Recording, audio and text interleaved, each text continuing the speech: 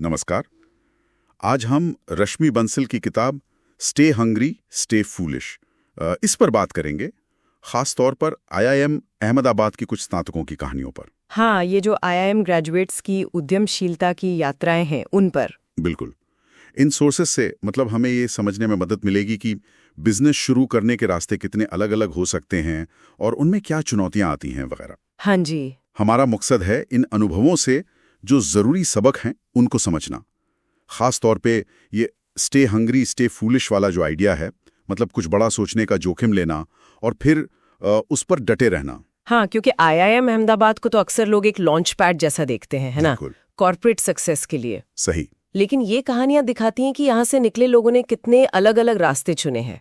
मतलब टेक से लेकर सोशल इम्पैक्ट, पारंपरिक इंडस्ट्रीज, सब कुछ। ये देखना वाकई दिलचस्प है कि कैसे उन्होंने अपनी वो टॉप क्लास मैनेजमेंट शिक्षा और अपनी सोच का इस्तेमाल एकदम अलग तरह के बिजनेस बनाने में किया। तो चलिए उन लोगों से शुरू करते हैं जिन्हें किताब में विश्वासी या बिलीवर्स कहा गया है। अच्छा। ये वो लोग थे जो मतलब शुरू से ही जानते थे कि उन्हें अपना कुछ करना है, बिजनेस ही करना है। जिनका रास्ता क्लियर था। हाँ, जैसे संजीव बिखचंदानी, नौकरी.com वाले, पीजीपी 89 बैच के।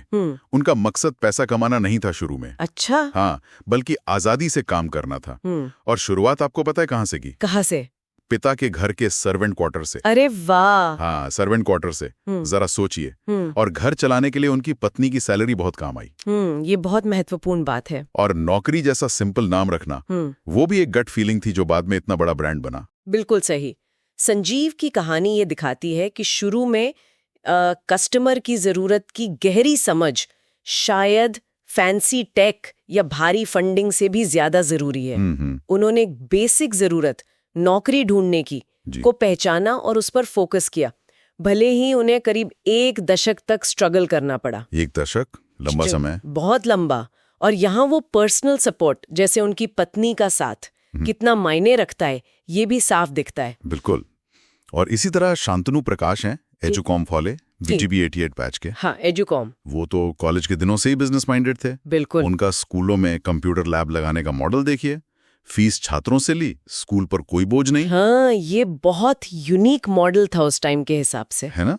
उन्होंने शिक्षा में टेक्नोलॉजी के जरिए बड़े पैमाने पर बदलाव की संभावना को पहचाना और फिर अपनी कंपनी को स्टॉक मार्केट में लिस्ट करने, मतलब आईपीओ लाने का बड़ा कदम उठाया। हाँ, और ये आईपीओ का फैसला दिखाता है कि स्केल करने की महत्वाकांक्षा तो थी, लेकिन साथ ही ये भी समझ आता है कि इस सफर में पर्सनल लाइफ, पर्सनल टाइम, इसका कितना त्याग करना पड़ता है। हाँ, सही कहा। शांतनु की कहानी में भी वो धीमी शुरुआती ग्रोथ के बावजूद टिके रहने का जज्बा दिखता है। तो इन विश्वासियों में कॉमन बात है अपने आइडिया पर गहरा यकीन और मुश्किलों के बाद भी लगे रहना। तो एक तरफ तो ये विश्वासी थे जिनका रास्ता साफ था, पर कुछ कहानियां ऐसी भी हैं जहां रास्ता खुद ब खुद बनता गया, मौके देखकर, जिन्हें किताब अवसरवादी या अपॉर्चुनिस्ट्स कहती है। अच्छा, अवसरवादी। जैसे दीप कालरा, मेकमाईट्रिप.com वाले, पीजीपी 92 बैच। हाँ। उन्होंने वेंचर कैपिटल मतलब बाहरी निवेशकों के पैसे से शुरुआत की। 2 मिलियन मिले थे उन्हें। हाँ, वीसी फंडिंग से। लेकिन जब वो .com का बबल फूटा तो क्या किया? अपनी जमा पूंजी लगाकर कंपनी वापस खरीद ली। अरे, ये तो कमाल की बात है ना। ये दिखाता है कि बाजार की सच्चाई को समझना और उसके हिसाब से ढल जाना, अडेप्ट करना कितना जरूरी है। हाँ। दीप कालरा ने वो एयर डेकन जैसी सस्ती एयरलाइन के आने से जो माहौल बदला उसे समझा और अपनी स्ट्रैटेजी बदली। .com क्रैश में सब कुछ गवाकर फिर से खड़े होने के लिए जबरदस्त रेजिलियंस चाहिए। बिल्कुल, वो लचीलापन। हाँ, जो उनमें था। और यहाँ भी परिवार का समर्थन एक अहम फैक्टर रहा। सही कहा। और एक और दिलचस्प उदाहरण है विनायक चटर्जी का, फीडबैक वेंचर्स, पीजीपी 81 बैच। फीडबैक वेंचर्स, हाँ। उन्होंने पॉन्ड्स जैसी बड़ी कंपनी की नौकरी छोड़ी, मार्केट रिसर्च का काम शुरू किया, लेकिन धीरे धीरे मौकों को पहचानते हुए वो इंफ्रास्ट्रक्चर सेक्टर के सलाहकार बन गए। सोचिए, कहाँ मार्केट रिसर्च और कहाँ बड़े बड़े इंफ्रा प्रोजेक्ट्स की सलाह, है ना, बिल्कुल अलग। विनायक की कहानी दिखाती है कि कैसे सही मेंटर्स, जैसे उनके केस में दीपक पारेख थे, वो आपको दिशा दे सकते हैं और कैसे नेटवर्किंग नए दरवाजे खोल सकती है, जैसे उनका वो मलेशियाई जॉइंट वेंचर था। उनकी यात्रा अनुकूलनशीलता का मतलब अडेप्टेबिलिटी का बेहतरीन उदाहरण है। भारत की बदलती इकोनॉमी में इंफ्रास्ट्रक्चर की जरूरत बढ़ रही थी। उन्होंने ये पहचाना और अपनी दिशा पूरी तरह बदल ली। हाँ, ये बहुत बड़ी बात है। वो तो एक समय पर बिजनेस बंद होने की कगार पर भी पहुंच गए थे, लेकिन वहां से वापसी की, ये भी एक बड़ा सबक है। तो इन सभी कहानियों में, चाहे वो विश्वासी हों या अवसरवादी, एक बात कॉमन है, रिस्क उठाने का साहस और हार ना मानने का जज्बा। मतलब वही स्टे हंग्री स्टे फुलिश वाली सोच। बिल्कुल। और हमने देखा कि ये उद्यमी कितने अलग अलग क्षेत्रों से आए। टेक, शिक्षा, इंफ्रास्ट्रक्चर, डाइवर्सिटी बहुत है। हाँ बिल्कुल। अगर हम मुख्य सबकों को समेटे तो कुछ बातें साफ उभरती हैं। एक तो ग्राहक या बाजार की नब्ज को समझना, जैसा संजीव बिखचंदानी ने किया। दूसरा, बदलते हालात के मुताबिक ढल जाना, अडैप्ट करना, जैसे विनायक चटर्जी, दीप कालरा।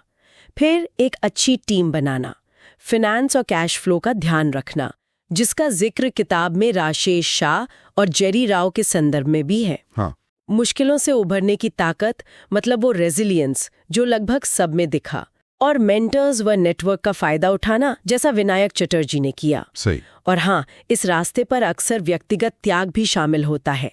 शांतनु प्रकाश, मदन मोहंका, विक्रम तलवार, कई उदाहरण हैं। हाँ, ये तो है। तो ये थी IIM अहमदाबाद की कुछ स्नातकों की प्रेरणा देने वाली कहानियां, जिन्होंने बड़े सपने देखे, जोखिम उठाए और उन्हें हकीकत में बदला। हाँ, ये शोध निश्चित रूप से एक बहुत प्रतिष्ठित संस्थान से निकली असाधारण सफलता की कहानियां हैं। लेकिन ये उन पर पड़े भारी दबाव, वो लगभग नाकामयाबी के क्षण और व्यक्तिगत कीमत की तरफ भी इशारा करते हैं। इससे एक सोचने लायक सवाल उठता है, जब हम इन सफलताओं का जश्न मनाते हैं, तो क्या हम उस सफर को, उस भूख को और उस मूर्खता, मतलब लीक से हटकर सोचने के जज्बे को उतना महत्व देते हैं, भले ही अंतिम नतीजा अरबों डॉलर की कंपनी ना हो? बहुत गहरा सवाल है। असल में बाजार की कीमत से परे उद्यमशीलता के असली मायने क्या हैं, ये सोचने वाली बात है।